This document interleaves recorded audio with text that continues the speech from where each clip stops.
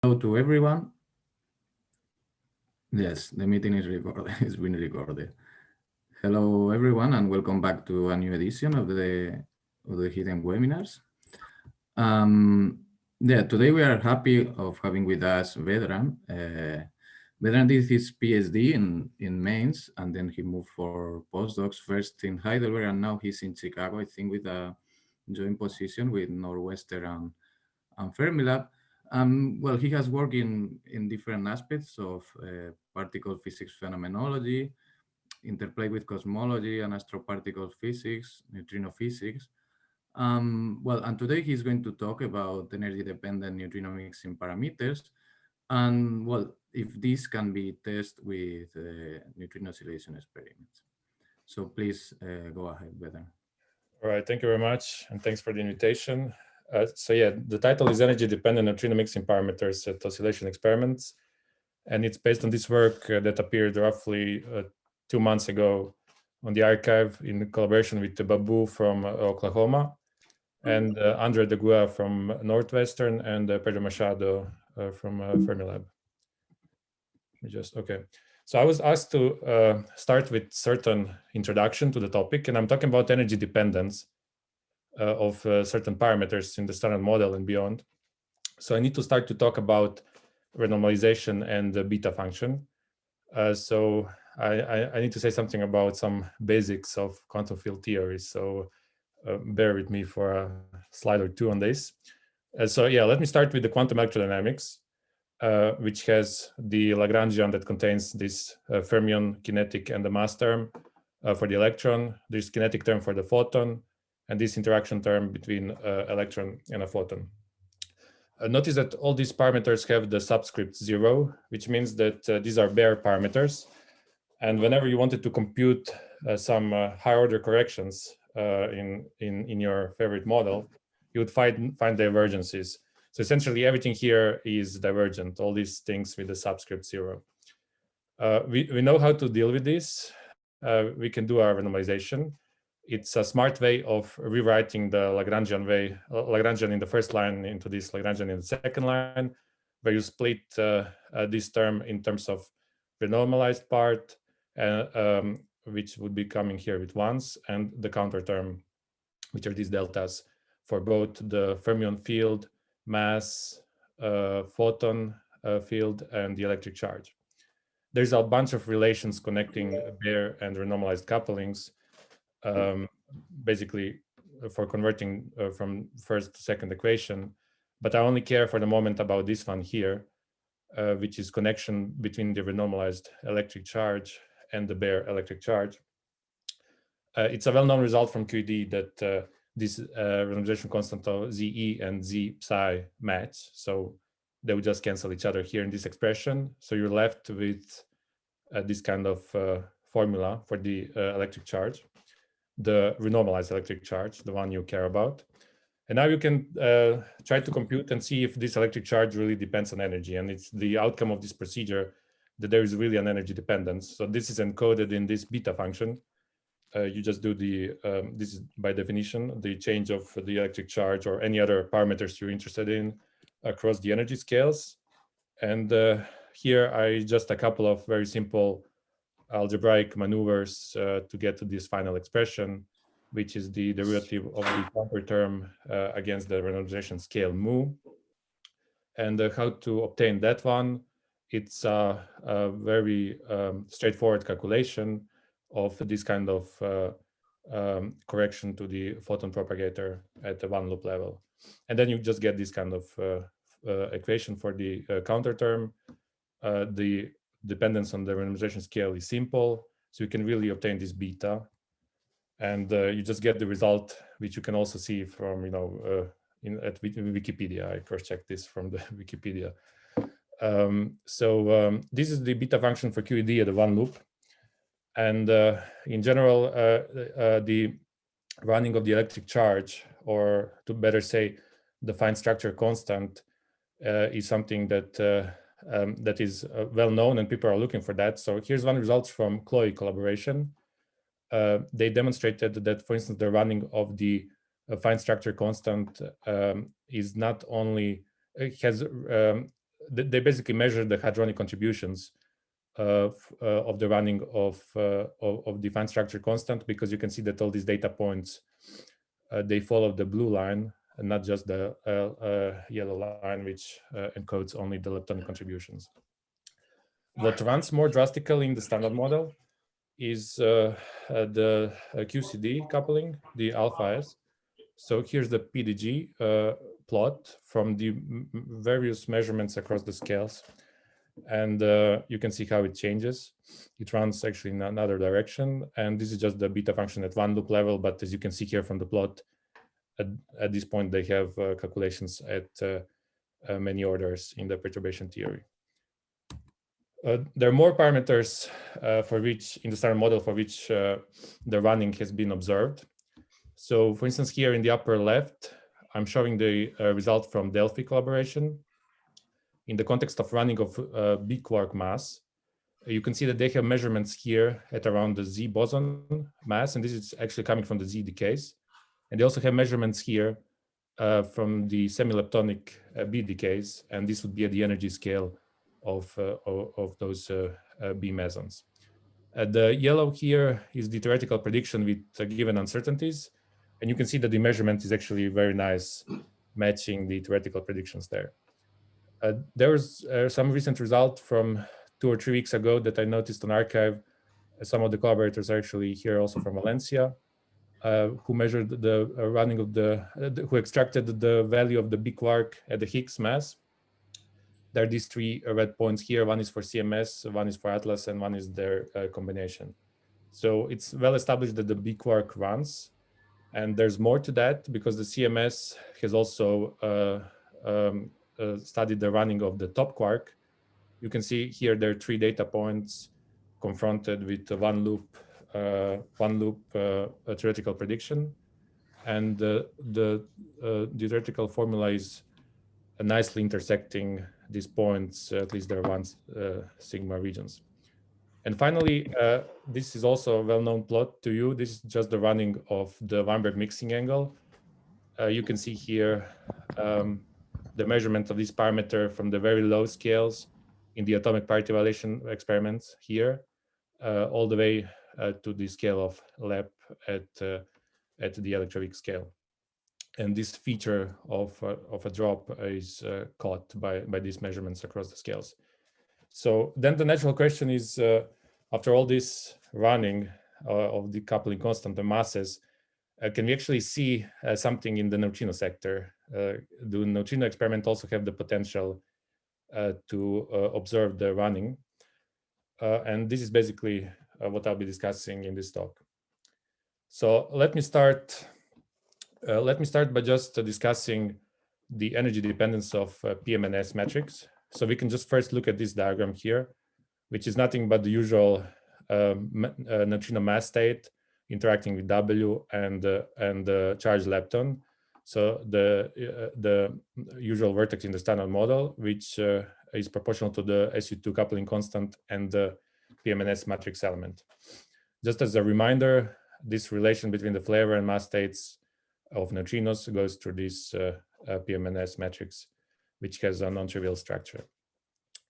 Okay, so now let's start to do the loop calculations. Let's go to the next order in perturbation theory and see if these PM&S matrix elements can actually change relative to one another, or in other words, whether they can be an actual running. So here in the middle is the representative diagram from the electroweak corrections. You can just here close this loop with a gauge boson. And this diagram turns out to be roughly proportional to the coupling, now to the 3rd power because you have more vertices, but still you have the dependence only on U alpha I. You didn't qualitatively change this dependence from the tree level. There are corrections to this coming from so this is exact result if the charged lepton Yukawas vanish. They're nevertheless small, and the corrections to this expression would be proportional to the ratio of their masses over the electroweak scale. So in principle, this is basically telling you that the electroweak corrections should not give you very strong running. So what would give you as more strong running in the neutrino sector? that would be something here shown on the right, where I'm doing here corrections to the neutrino propagator. And this would basically have to be something that has a non-trivial flavor structure. So you start with the neutrino of the species I, you enter this blob, and you exit with the species J, which just has this kind of interaction. And these loop functions here in this blob are encoded with these Fij loop functions. And if these are flavor non-trivial, then you really have a qualitative change of the PMNS matrix. And the elements run, and there would be a running of that quantity. I should just, I started discussing this from the basics, but I need to just say that the running of the PMNS matrix is not something that I invented just now. This has been there for many years. So what I discussed now was essentially just a sort of a review. I'm giving here a credit to 4 different groups. I'm sorry if I forgot someone who might be in the audience. So for instance, yeah, the running was studied for many years, and it was mostly studied in the scenarios, in the high scale scenarios. So it would be studied starting from the gut scale down to the electroweak scale, and then you would be comparing these parameters to the electroweak scale.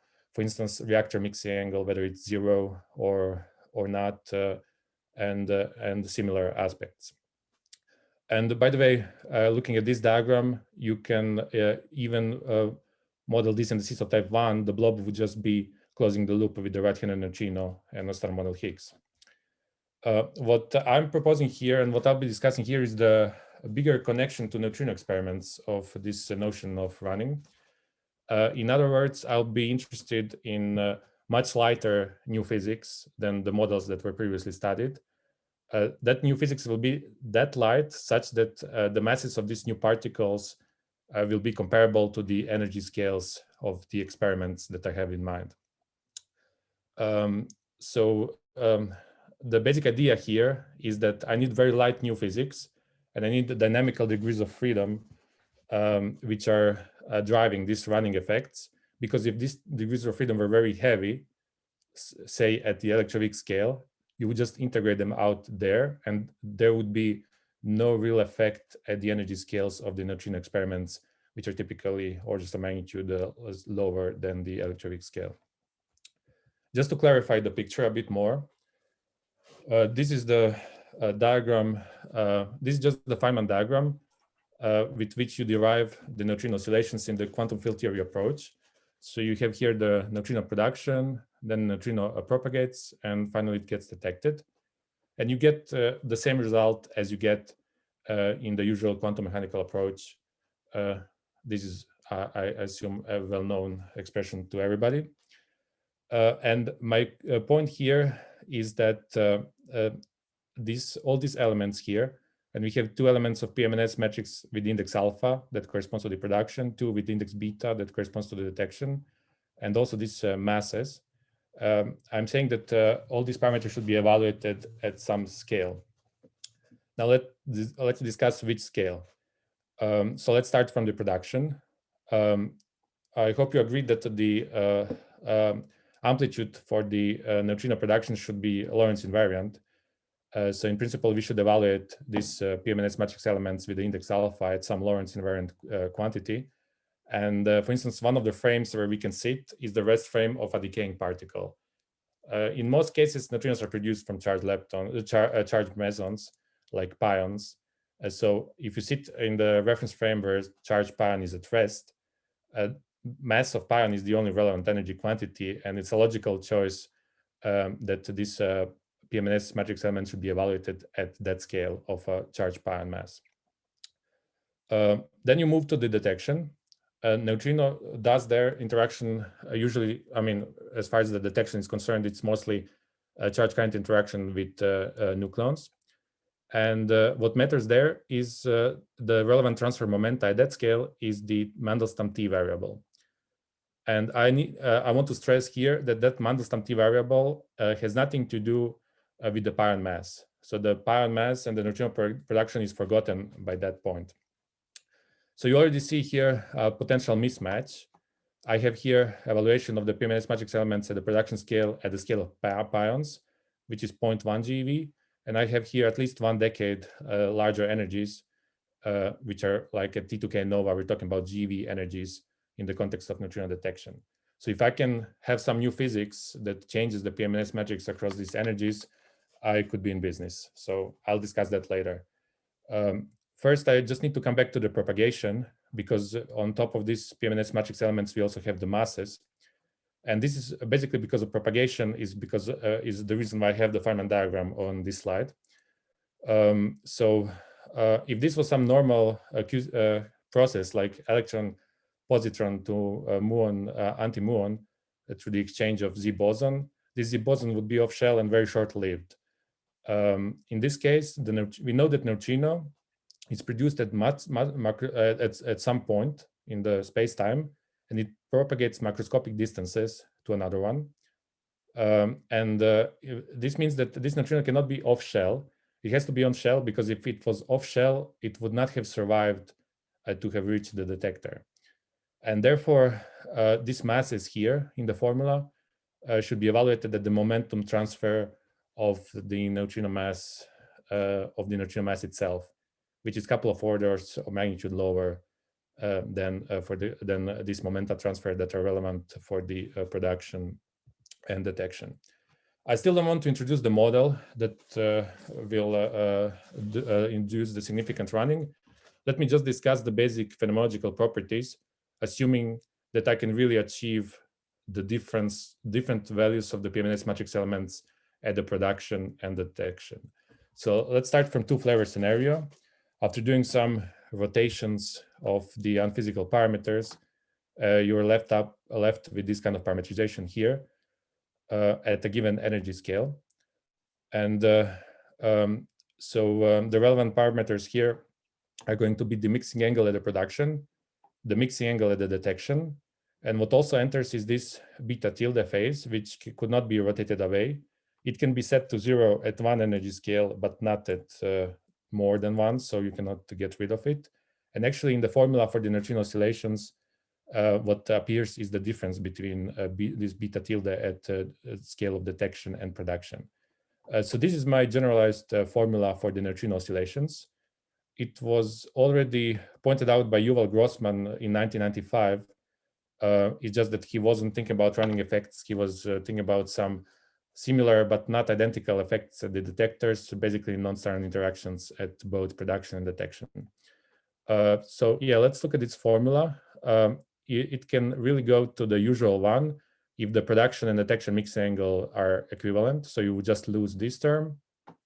You would lose beta. This would be the same, and then you just have the usual two-flavor formula for transition between two flavors.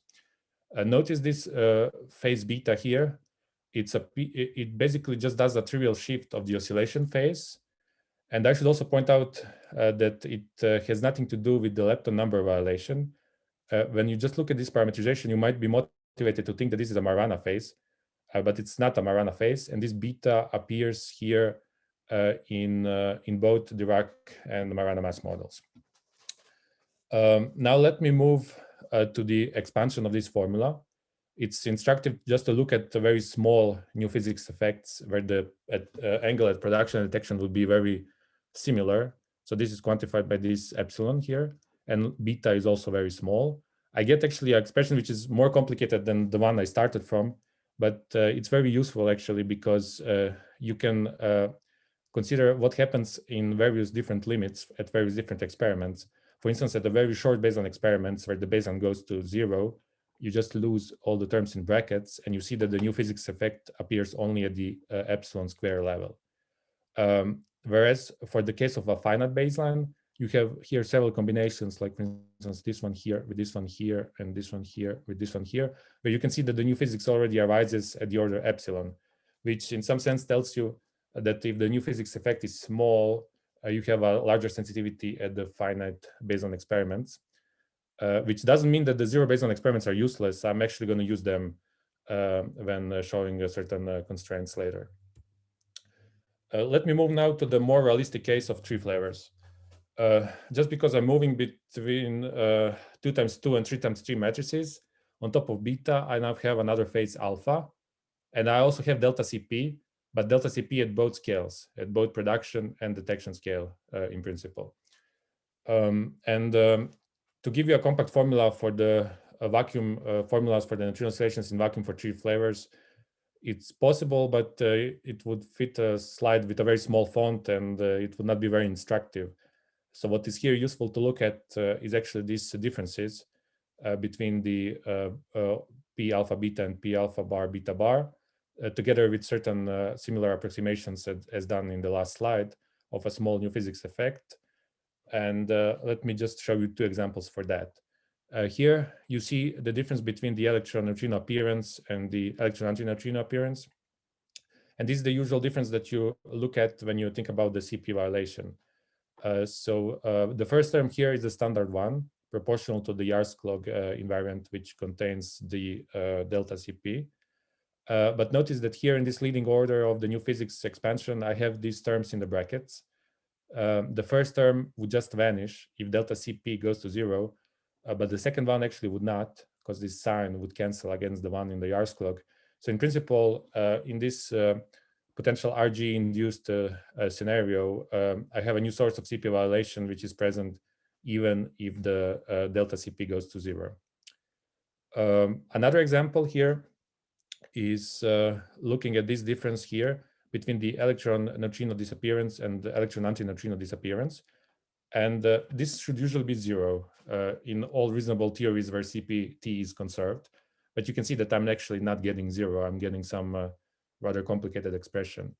This is a signal of the apparent but not actual CPT violation, because to actually test for the CPT invariance, one would also, on top of just evaluating this expression, have to change the momenta at the production and detection. And then just looking at that difference, you would reach 0, and the CPT would be apparently but not actually violated. So these are some phenomenological aspects I wanted to discuss before showing any results. Notice that this is all in vacuum, and I would be interested in T2K and NOvA, which have matter effects. And we don't know how to analytically deal with matter effects in the 3-flavor formalism. But still, these results are useful, and I will actually come back to this formula here later when I discuss qualitatively the implications of one of the plots. So I finally reached the model. This was the whole introduction for this kind of scenario of the renormalization group induced effects at oscillation experiments. And now I want to discuss the model in which this can actually be realized. If you're familiar with the Scottogenic model, then this really looks very known to you. This is indeed a Scottogenic-like realization. The fields that enter these diagrams are the usual lepton doublet and the Higgs, thermal Higgs, which is here H2. And they're both uncharged under new U1 lepton number and parity symmetry. Parity symmetry is the one that also appears in the vanilla Scottogenic model. On top of these 2 particles, I have this H1, which is the inner doublet. That one also appears in the Scottogenic model. It has charge under the U1 lepton number that we added, and it also has it's odd under Z2, as in the usual Scottogenic model. The most important particles are right-handed neutrinos and this scalar phi, and basically this interaction here. These are their quantum numbers, and phi will break a lepton number. I demand these particles to be very light, as I said before, at the energy scales of neutrino experiments. For the same argument, which I can just repeat right now, if these particles were as heavy as the Higgs, this thing would definitely produce the neutrino mass. But as far as the running is concerned, I would integrate out these particles at the electroweak scale, and then below there would be just the running of the effective operator, which is rather small. You would not have the crucial point is to have these particles as dynamical degrees of freedom at low scales. So if right-handed neutrinos are very small, in the limit of small masses, this is the formula for the neutrino mass matrix. It contains this Yukawa couplings is proportional to the first power of Yukawa n. Yukawa n is this interaction between right-handed neutrinos and scalar. I also didn't mention, but it's sort of obvious that this other Yukawa coupling is just the usual lepton portal. In the paper, we actually had one other model which has yn to the -1 dependence. It turns out that the phenomenological results are not super different, but that model is a bit more tricky, and we didn't investigate it super thoroughly because it's phenomenologically much less safer than this one. In Scottogenic model, you have no mixing between the sterile neutrinos and the usual neutrinos, just due to disparity symmetry, whereas in this other model that is there, such mixing exists. This is just to point out that this is not the only model in which the phenomenology that I'm discussing works. There's a lot of model building options that one can go into, and I'll just present results concerning this model right here. So the basic strategy for the analysis is outlined in this slide here. For the T2K and NOvA, we have the vacuum term, and since neutrinos are not propagating in vacuum, we have also the matter term here.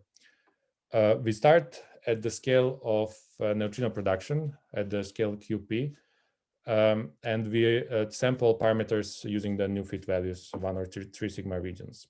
I also need to choose the Yukawa n at that scale, and it has to be order 1, because if it was very tiny, the renormalization group effects would not be existent, because you're already fighting with the loop suppression. So if you had a further coupling suppression, you would not be in business. But notice that this large coupling is just a coupling which is connecting two dark states. Finally, this other coupling Yukawa is obtained using Casas-Ibarra just to make things consistent from the low energy phenomenology, such that you get desired mixings and masses. So the model situation is actually schematically shown in here. So if you remember that slide when I discussed detection, production, and propagation, these are respective scales. We said propagation at the mass scale of neutrinos, production is at the mass scale of pions, and detection is at order GeV for T2K and NOvA. And in this part of the analysis, I choose the masses of right-handed neutrinos and phi to live at the scale of, to basically correspond to the mass of pion. In that sense, they get integrated out at the mass of pion, and there are no running effects at the mass of pion and below, which means that I'm basically impacting the new physics effect is coming in this region here between the orange and blue line, between the scales of production and detection. And we need to evaluate the beta function for the yn in order to reach the values at the detection scale. This is exactly given here. And this is one diagram which was already on the previous slide. It's just one representative diagram for the computation of the beta function for the Yukawa coupling. And given when you are armed with the value for Yukawa at the production scale, you know the beta function, you can just evaluate the Yukawa at the detection scale. At that point, you just evaluate the mass metrics using the formula in the previous slide. And we know how to get the PM&S metrics at that scale by just doing the diagonalization of the mass metrics. So at that point, you really have both PM&S matrices at the production and at the detection. So, okay, now after half an hour, I can finally show some plots of mine. These are the first results, and I'm always showing the, I'm showing here first these bi-probability plots. For those who haven't seen them, on the x-axis is just the electron neutrino appearance from the beam of muon neutrino. This is the electron antineutrino appearance from the beam of muon antineutrino. And what is here plotted with crosses is representing the T2K and NOvA recent measurements projected into this probability plane. And what are given by this yellow and green regions are 1 sigma regions from new fit by varying atmospheric mixing parameters and delta ZP in their 1 or 3 sigma, sorry, in this case, 1 sigma region. So you can see that everything is more or less located here. And what I'm showing here in scatter of blue and red are the new physics effect that I'm reaching by doing this renormalization group effects for the lightest neutrino mass of 0.05 electron volt and for the normal ordering. On the right panel, it's the same for the mass of 0.01 electron volt. And you can see here that here the new physics effect still go outside of the 1 sigma region of the standard, but they're drastically smaller. They're very much compressed. And this is nothing new. It's new in the sense that it's confronted with the experiments, but just to comfort you, this kind of results, and especially this kind of strong running, is already known from the literature, because, for instance, from this review, you can see, okay, these RGs are for the standard case, not for our model, but this characteristic enhancements of the mass over the mass square difference is something that just shows up in the RGs for the mixing angles. And this is also just graphical representation how strong the running can be in the quasi-degenerate case. I will show you later for my model where I need things to be at work at very low scale. This is something where you have a strong running at the GAT scale. So now you can see how large the effects can be, but you already see that these points here, or these points here, they just, they must be excluded, because this is just so far away from the region where the measurements have been performed. So in order to constrain our accessible range from the running, we come back to the short Bayesian experiments. The short Bayesian experiments in our consideration is Icarus, Charm2, Nomad, and Nutev. And you can see here the energies at which these experiments operate. And these are usually the experiments with the muon neutrino beam, which are, I'm quite sure that they're mostly there because of the cross-section analysis, but also one can do sterile searches and stuff. They also have published the constraints on the appearance of electrons or tau neutrinos from the beam of muon neutrinos. And the reason why we have the sensitivity to this kind of experiments is simply because of this mismatch between the PMNS metrics at the production and at the detection. This kind of expression enters in the amplitude for the neutrino oscillations. And if this is not identity, then these oscillation probabilities at zero baseline would not be trivial. Actually, we found for Nomad and Nutev, which are the biggest of the energies here, of larger energies than these other two experiments, we found those to be the main players, and they're really giving stronger constraints than the other two. And this is easy to understand, because if neutrino experiment is detecting neutrinos of higher energies, that means that the detection scale would be somewhat larger, and basically the separation between the production and the detection would be larger, so you have more freedom to do the running. You recently, I noticed that you recently had a microboon talk, I think on the Pion case, so this is now a very hot topic again. So I should also mention here, I mean, it's now clear that miniboon is still alive. We're still speculating where this is coming from. So I should point out that in our framework, we're finding successful points where miniboon can be explained. This would be electron neutrino appearance of around 10 to the minus 3 at the energies of 0.4 GeV. But for all the benchmark points for which we found the successful explanation of miniboon, we also found Nomad or Nutev or both to disfavor such point. Miniboon is operating at GeV. This experiment has much higher energies, so the RG running effect would be much more significant across across the scales when you reach these experiments, and they're actually setting quite strong bounds from the appearance of electron and tau neutrinos. Okay, so now these are the constraints. Now let's come back to the previous plot, but now let's just see what happens after putting these short Bayesian constraints. So you can see this is again the same picture, 0.05 normal ordering, 0.01 normal ordering. You can see the first thing you can notice is that on the left panel, there is, it's not anymore on log-log plot. Now everything is very close to the measurements, and all the surviving scatter points are nearby from the measurements and the respective 1 sigma regions from the standard case. It's just that you still have a certain new physics effects, and you see that these regions and scatter points exceed these standard regions. So there's really a potential for the new physics studies. On the right panel, you can see the same for 0.01. The only reason why I have here much more data points is because in 0.01 case, the running was much smaller. So the short Bayesian constraints had excluded less points because everything was much more conservative from the beginning. The general scan started from 10 to the 5 points in both cases, but you can see that after these kind of constraints, there are more points that survived here. So yeah, the take-home message for this slide is that the short Bayesian constraints would remove the parameter points with the strongest running, and then you would have something that is consistent with the standard picture, but you would still have a certain potential for new physics. As you can see, a lot of scatter points going beyond the standard 1 sigma regions from new fit. Just for completeness, this is what happens if the ordering is inverted. Here I'm considering the M3, so the lightest mass in inverted ordering is M3 of 0.01 electron volt. This is plot is before the short baseline constraints, and this plot is after short baseline constraints. So the effect is very similar. You can only notice that the running effect in inverted ordering is stronger than in the normal ordering, because I'm here getting similar plot for 0.01 electron volt as I was getting for normal ordering for 0.05, which was much more degenerate spectrum.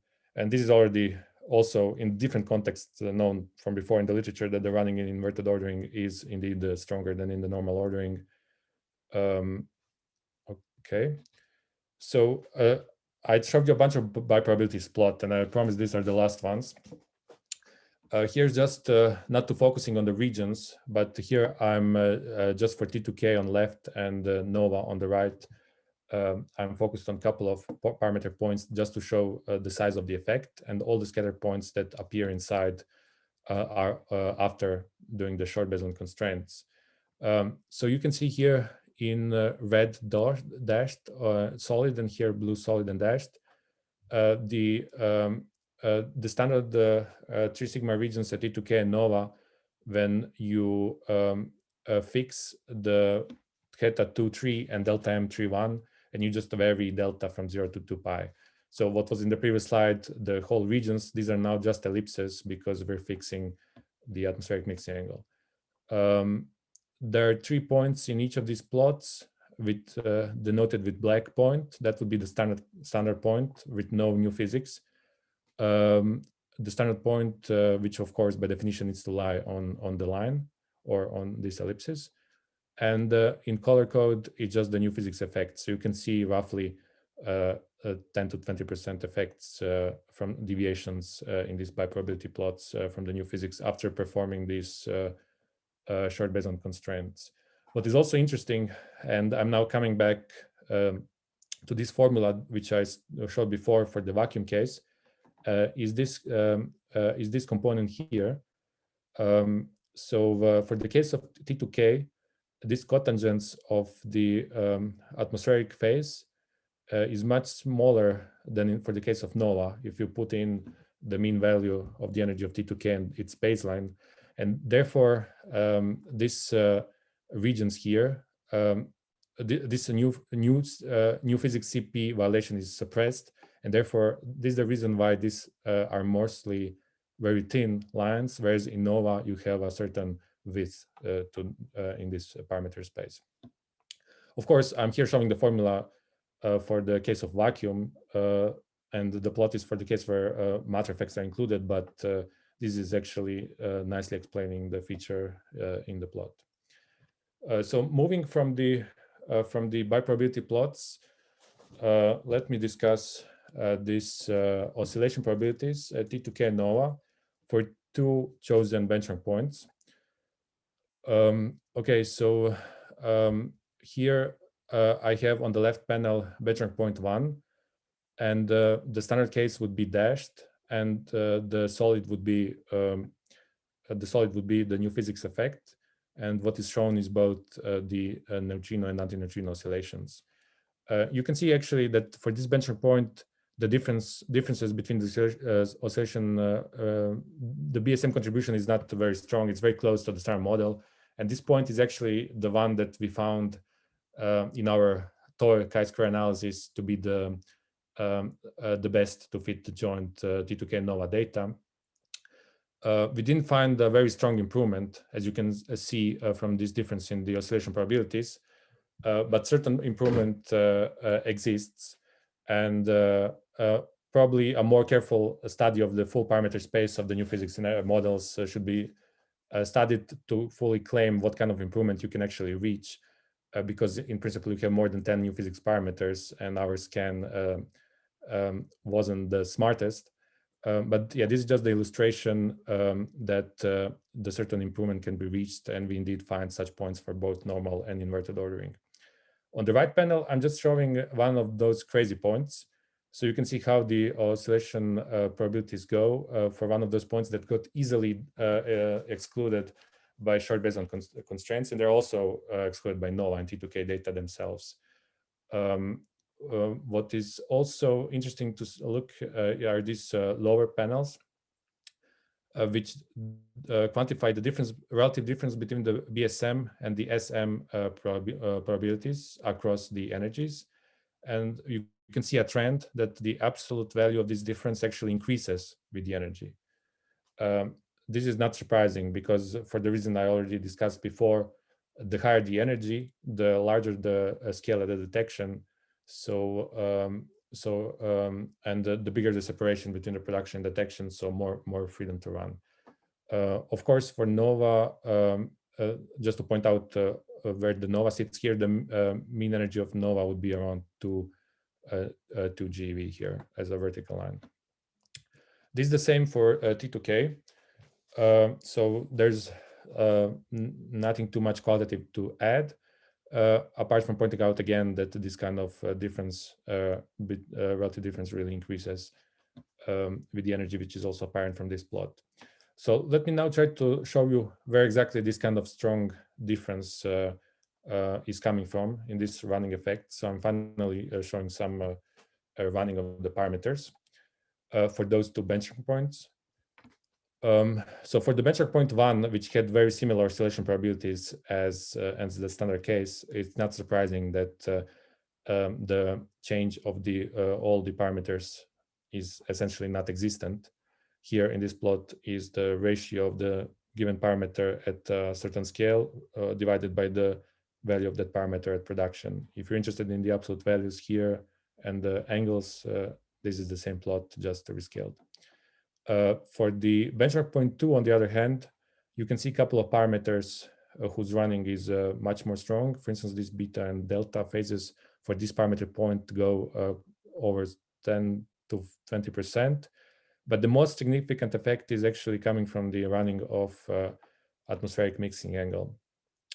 This is already known from that previous slides and the literature that I was referencing during this talk, that the running of this kind of mix angle is enhanced over the running of the other two mix angles roughly by the ratio of this atmospheric to solar mass square difference. And we're talking about a factor of 30, if I'm not mistaken. By the way, this is just one benchmark point. You can see that the theta 1, 2 runs to the smaller angles. But we also found many points where it goes up toward the 90 degrees for some points that get easily excluded. So this is not deterministic. And it also depends on the input parameters from the new physics, how things are going to behave. And there are parameters like Casas-Ibarra phases, and it can really go either way. This is just a coincidence that for this particular benchmark point, this parameter runs in this direction. So this was it for the neutrino experiments, for the neutrinos that we produce at Earth. I'm already at 45 minutes, so let me just push it a bit over to discuss in a couple of more minutes what happens at IceCube. So we also have detected so far around 100 high energy events between 0.1 to few PeV. And usually the spectral analysis is very powerful, but it's also very interesting probe to see what kind of flavor structure, what is the flavor composition of those neutrinos. These neutrinos, we don't know what are the sources. So there are several options on the table. For instance, pure pion decay, the composition 1, 2, 0, where pion would just decay to muon and muon to neutrinos. There's also the option of neutron decay, the option where pion decays to muon, but the muon lose energy very promptly, such that its decay products are not very energetic, and therefore you only have one high energy neutrino from the parent decay.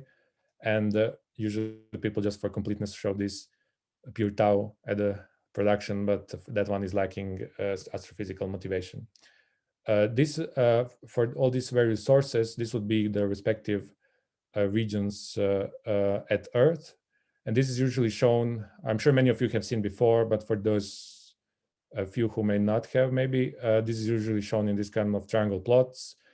For instance, if you sit at this point here, you would be sitting at 40% of electron neutrino, 40% of muon neutrino, and 20% of tau neutrino.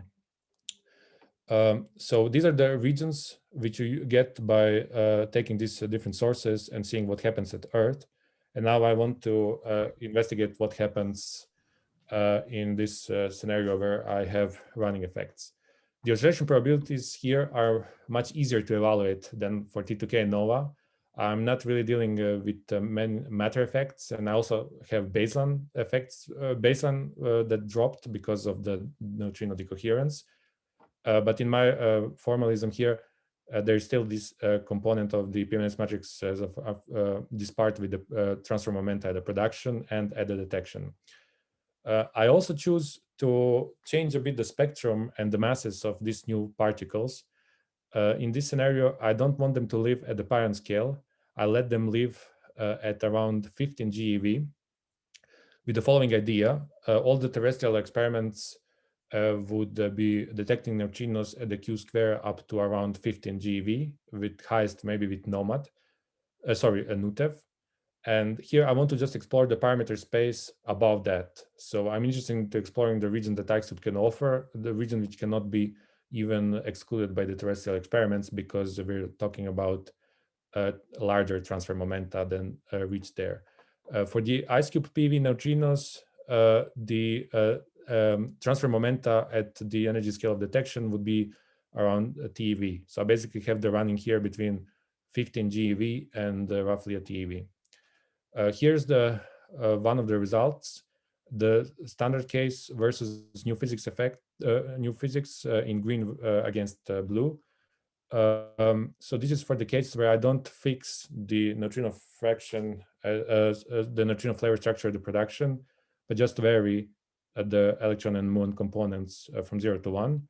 And you can immediately see that the new physics is indeed opening up and populating bigger portion in the parameter space. What is probably more interesting is just to look at the particular cases. And I have here the same, those I discussed for the standard case, the pion, neutron, damped muon, and the tau. And for all these cases, you can see the similar effects, that the new physics effect really populates bigger portion parameter space. And this can be particularly interesting in the light of IceCube Gen 2, which will have a very good sensitivity. And you can basically see here that it can test interesting regions and from these new physics effects here. But actually, already IceCube present data is interesting in the context of scenario that I'm talking about. So let me draw your attention to this upper right panel. So this is the production where neutron decay-like production, where you only have high energy electron neutrino at the production. And this corresponds to this region here. The standard region is here in green, and it lies outside of the 68% confidence level current exclusion by IceCube. So it, in some sense, considered to be disfavored. Nevertheless, you can see that if I put this new physics from the running effects at work, this kind of production mechanism is sort of back in the game, because I find plenty of scatter points here lying inside of that region. And actually with this, I'm a bit over time, but still okay. I'm here at a summary. So I started discussing the beta function for QED, QCD. What is already measured is that the quark masses are running. So what can we learn about the neutrino sector in the future? This was the topic, and the main effect here at oscillation experiment would be coming from the mismatch between the PMNS metrics at the production and detection. And I've shown that a lot of new phenomenology can actually it goes from there. So some of the things that I explicitly used in the calculation is a zero Baseline flavor transition for constraining the parameter space at T2K and NOvA. And I also showed that there are new sources of CP violation, even in the case where the delta CP goes to 0. And there's also the apparent but not actual violation of CPT. What I didn't discuss explicitly, but it also very connected to this scenario, is just to point out that you can have the difference between the mixing angle measurements at several experiments. So just as an example, we have from solar experiments, we have the measurements of solar mixing angle. And at this point, it's unclear, but it might be a possibility that Dune will be sensitive to this parameter and measure it precisely. Solar experiments are operating at MeV. Dune is at GeV to 10 GeV. So significant running effects from the new physics that appears somewhere in between these two scales could really lead to different measurements of these parameters across the scales, and therefore different values of measurements of these experiments on these parameters at those experiments. What is very entertaining actually to me is that this effect that I'm discussing is complementary to the usual new physics effect at the neutrino experiments. And you have been in recent years exposed to mini-Boone results, where usually you have some new particle that gets produced, and then it decays into some showers, and then you have more events. So the crucial point in those studies is that the new particle gets produced. In my case here, the light new sector does not get produced, but it only impacts through quantum corrections, and in that sense changes the elements of the PMNS matrix. So that's a nice complementarity in my opinion. And finally, just to summarize in one bullet point, the FINO part of this talk, I shown the potential to detect the observable effects at T2K and NOvA, and this generalizes to any future acceleration-based neutrino experiments such as Dune. And I also shown the interesting implications for the high energy neutrinos, in particular in the flavor composition of those. There are prospects for the Gen 2, but there was already a nice feature for the particular case of neutron decay in light of present IceCube data. And with that, I'm done, and thank you very much. So, thank you very much, Vedran, for this very clear talk. So now the floor is open for questions. You can raise your hand or even just switch on your microphone and ask whatever you want if there is no one talking at the same time. Okay.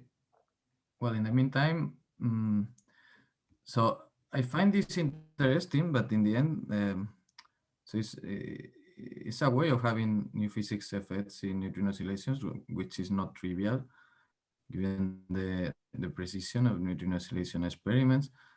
But in the end, you are considering a particular model, right? right. Which somehow is somehow decoupled from the rest of the world, right? Okay, here. So, well, it's not decoupled. In the sense that you are yeah. Yeah, I mean, I need a model to demonstrate that the running can be strong, and there's indeed an array of models that can make it work. I find this model very nice because of this mixing, no mixing between the usual neutrinos and right-handed neutrinos, because these new neutrinos are living at around the parent mass scale. So in models where there is mixing, this could be constrained. I didn't look at that in detail because we focused on this model, but at the end of the day, I think you need if you want to show quantitative results, you need to probably specify a model. Although for the experimentalists, if they want to perform this kind of study, many of these parameters could maybe be condensed into one or two essential parameters You're not really connecting the running. So my main problem with the model and the analysis is the fact that when you introduce a model to explain the neutrino mass, you're already dealing with all these Yukawa couplings and with the Casa-Shibara parameters. You have too many parameters in some sense, right? So that's the price of explaining the neutrino mass. This model explains the neutrino mass. So what we're currently looking into is some more simplified scenarios in light of stereo neutrinos. So if you just have, if you don't have a model which explains the neutrino mass, but if you just have the mixing and the mass of stereo neutrino, what kind of running can there be, and what kind of how would constraints from the Minos or IceCube disappearance searches change? So that kind of scenarios have less parameters, but I think it's hard to decouple from models. No, what I mean is that in the end you need something, new particles that are light participating in the neutrino mass generation. Right. The coupling to be large, because otherwise the running is not. So somehow, I mean, if you think about other models, if there is a mixing with the active neutrinos or something, you would probably have some constraints from other things that maybe don't allow you to have large running effects. I don't know. I'm just, it's a naive yeah. The other model, I mentioned this. The other model that we have in the paper, it's basically a C-cell type 1 topology. And there the mass, the dependence on this Yukawa was to the -1 power. And when I was evaluating this kind of diagrams here, this kind of general scans in the bi-probability plots, I would get similar results. So we didn't focus too much on that one, but I checked the viability of mixings there against, for several points, I checked the viability against the current constraints. So frankly, some parameters did work, some did not work. So that requires some further investigations. Then the other thing I was wondering is, the short baseline experiments give you strong constraints here in the end. So how do you think about, I don't know, using in the future, you were thinking about maybe effects in Dune and things like that. If you use the near detectors from the neutrino oscillation experiment, like Dune or I don't know, or T2 hyper K, you know that they will place a near detector close to the source, and you could have similar effects than here. Right. So we didn't look at these future experiments, but on our whole list of experiments were also the present constraints from T2K near detector, and that one did not turn out to be as relevant as NUTEV. The main thing is that you really profit from this previous high energy experiments because of the energy and because the detection scale is moved upwards, and you enjoy more running freedom. But for Dune near detector, which is a bit higher energies than T2K and Miniboon, it might be a relevant player in the game for the future. Yeah. No, I see. Maybe this is important, the mismatch in the energy. Well, I don't wanna. Well, maybe someone has a question in the audience. Cannot be. Yes, this is Sergey Petkov. Hey. Hello. Hi. So, I mean, what are the range of masses of this MN in the Scottogenic model you have considered? Oh, so for T2K and NOvA, we just put them at the parent mass for the sake of the analysis. So I'm basically doing the running from the parent mass to the order GeV. So basically, you have 1 decade of freedom in running. Whereas for the IceCube, we put them at a bit higher masses of around 15 GeV, just in order to have their masses at the scale above the transfer momenta at all the terrestrial experiments like NUTEV. And basically then we do the running from that scale upwards from 15 GeV to 1,000 GeV or so. And with the pi mass MN, can you reproduce neutrino masses? I mean, they come as a one loop effect, right? Right. So this is the expression for the neutrino masses for in the limit of very small MNs. Yeah, I mean, this is achievable with these electroweak scales of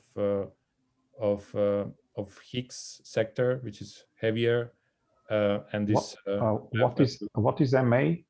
MA is. Oh, MA should be the pseudoscalar which appears in the model and which lives at the electroweak scale. So these are all these scalars which are closed in these two doublets. Okay.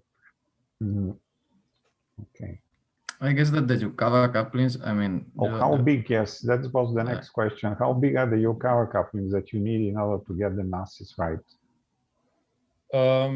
Okay, so of course the Yukawa n is order 1, and now let's see what do we need for a Yukawa nu. I think they were, of course, they depend on this web here of phi, but if I set it at 1 to 10 GeV, if I remember correctly, it was 10 to the minus, yeah, it was, I think, 10 to the minus 6 or so for the Yukawa nu.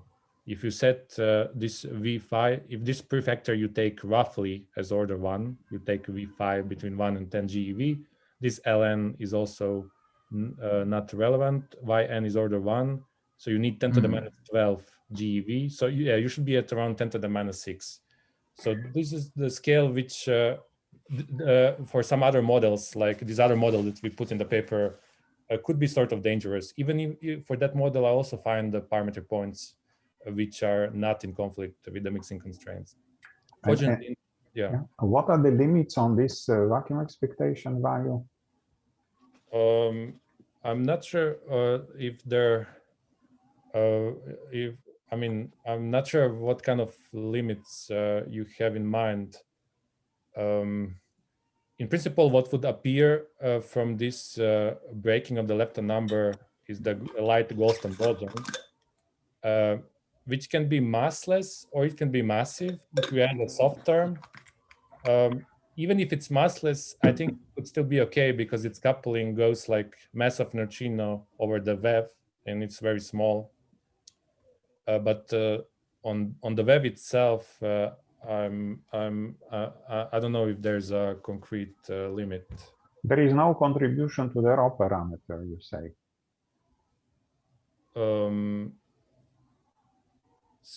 I think not, because there's no mixing between Higgs and this phi. Okay. Due to the phi is a kind of Z model scalar, right? No, maybe I'm wrong, because it must be neutral. Yeah, it's neutral. I don't remember what happens in Z model. I think they have an electrically charged scale. Yeah, it's an electrically charged, right. So yeah, it's not that. It's neutral, yeah. So you have two Higgs doublets and another neutral scalar. Right, and this other one has to be light. Okay. Another question that arises, I mean, maybe. Well, isn't there? I mean, no, I can stop whenever you want. No, you can have. If there are other questions, please. Yes, of course. Go ahead. Okay, go ahead, please. So, what about unitarity and deviations from unitarity, if there are any?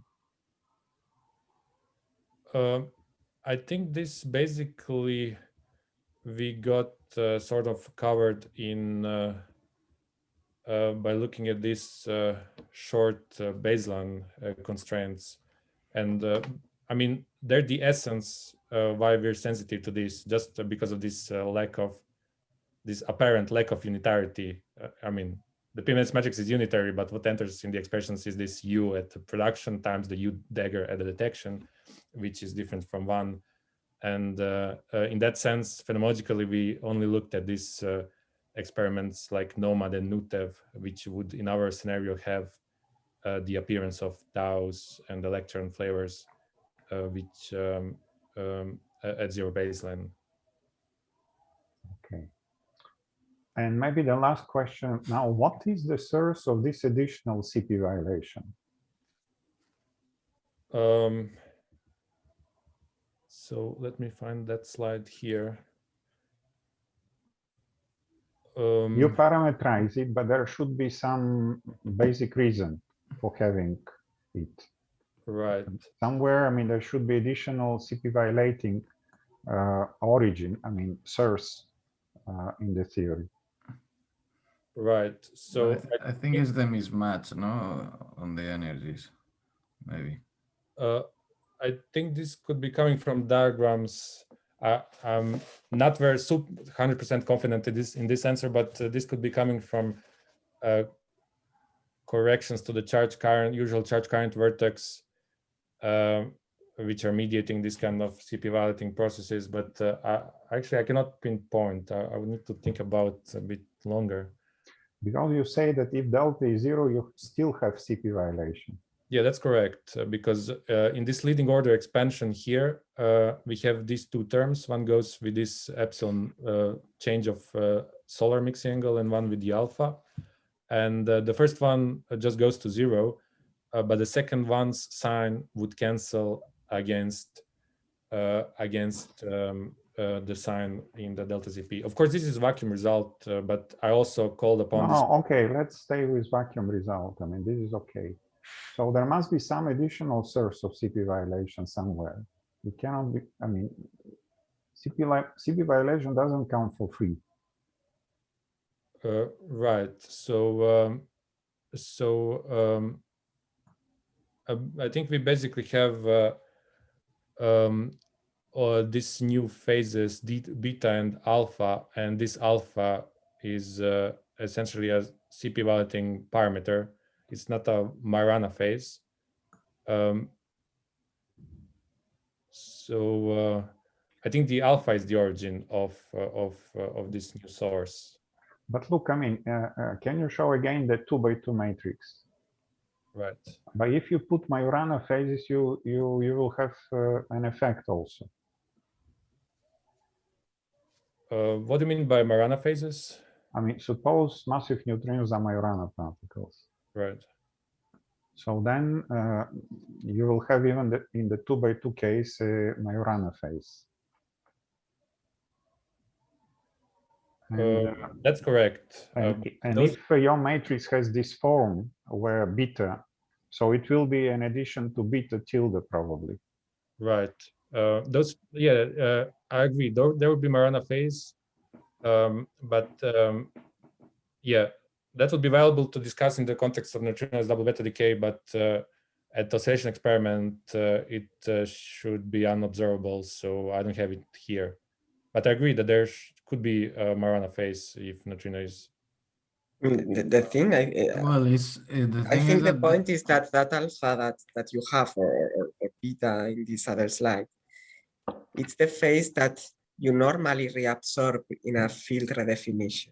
Right. Now, you are not allowed to do that, to absorb it in a field redefinition, either if neutrinos are Majorana, or in your case, if the phase is different at different scales, because then you can only absorb it at one scale.